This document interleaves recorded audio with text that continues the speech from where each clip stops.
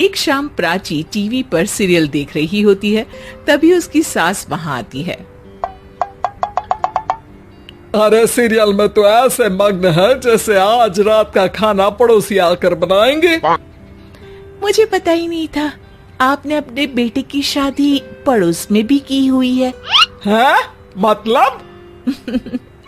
मतलब इस घर में सारा काम बहू ही करती है, आप तो सिर्फ खर्राटे मारती हैं। अच्छा जी, फिलहाल तो तुम आराम फरमा रही हो, चलो जाओ, ये मेरे टीवी देखने का समय है। आहा, इसीलिए मुझे भगाया जा रहा है। सॉरी, अब तो बिल्कुल नहीं जाऊंगी। प्राची की इस बात पर दोनों सास बहू के बीच टीवी रिमोट के पीछे बच्चों जैसे छीना झपटी शुरू हो जाती है, जिसके बीच श्लोक भी काम से घर वापस आ जाता है। आज मेरी चूहे बिल्ली की जोड़ी किस बात पर झगड़ रही है? अरे तेरे बीवी मुझे टीवी ही नहीं देखने दे रही। अरे तुम्हारी मम्मी मुझे खाना बनाने के लिए फोर्स कर रही है। अरे वाह, ऐसे बेतुके रीजन पर तो बच्चे भी झगड़ा नहीं करते। अरे मुझे कुछ मत बोल, सब इसने ही शुरू किया है। हाँ हाँ, जैसे आप तो बहुत दूध की धूली है ना। अरे बस, दोनों चुप। प्राची जाओ, खाने की तैयारी करो। और माँ तुम छोड़ो, तुम्हें क्या बोलूं, शांति से अपना सीरियल देखो।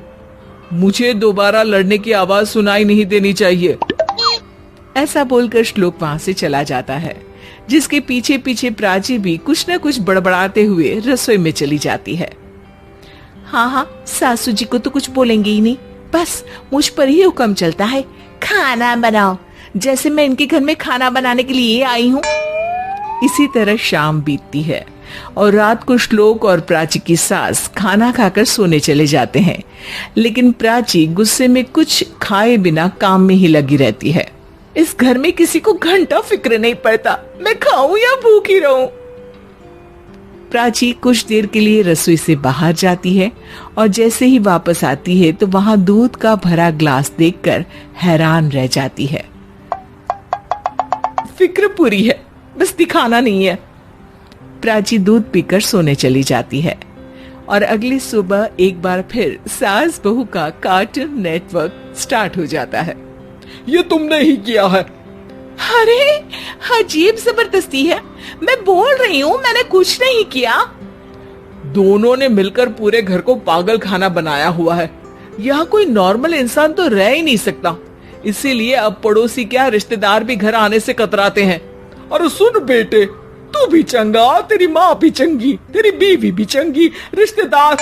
हाँ जी, आपको नहीं पता क्या, गंगाधर ही शक्तिमान है, रिश्तेदार ही। हाँ हाँ, बस समझ गया। कभी जानवरों जैसे लड़ेंगी तो कभी जुगलबंदी करेंगी। भाई मैं आप दोनों के बीच में नहीं फंसना चाहता।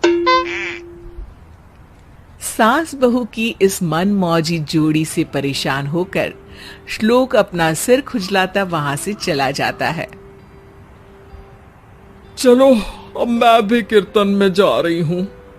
इस पर जैसे ही सास कमरे में अपना पर्स लेने जाती है तो वहां नाश्ते की प्लेट रखी देख मुस्कुराने लगती है और नाश्ता करके घर से बाहर निकलते हुए कुछ पैसे टेबल पर रख जाती है, जिसके कुछ देर बाद सिलेंडर वाला घर आता है।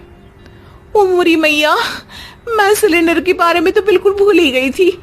घर खर्च के सारे पैसे भी मम्मी के पास है और श्लोक से बोला तो उल्टा 4 बात सुनाएंगे। प्राची ये सोच ही रही होती है कि अचानक उसका चेहरा चमक उठता है और वो घर में आकर इधर उधर देखने लगती है।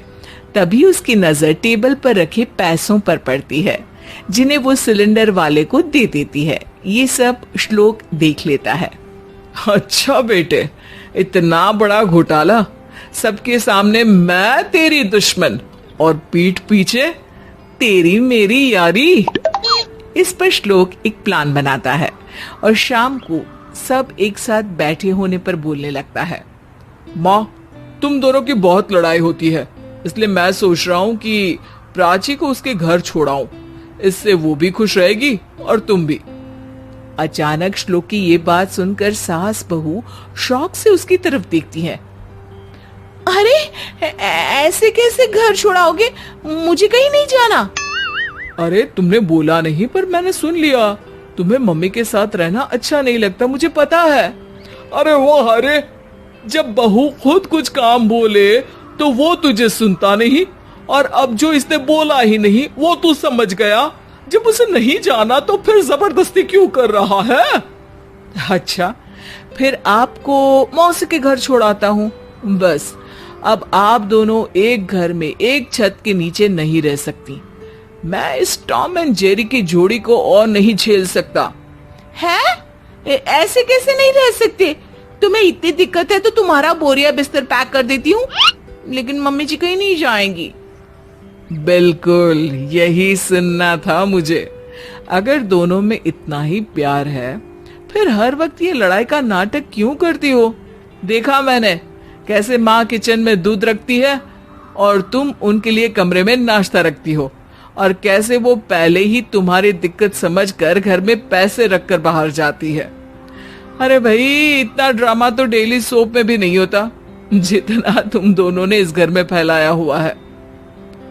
तू हमें टॉम एंड जेरी बोलता है ना, तो याद कर वो दोनों भी एक दूसरे को बाहर वालों की बुरी नजर से बचाने के लिए हमेशा सबके सामने लड़ते थे, लेकिन अकेले में दिक्कत के समय मदद भी तो करते थे। बस हमारा रिश्ता भी कुछ ऐसा ही है। और वैसे भी अगर सास बहू में तू मैं नहीं होती तो दुनिया वालों को कहानियां कैसे मिलेंगी?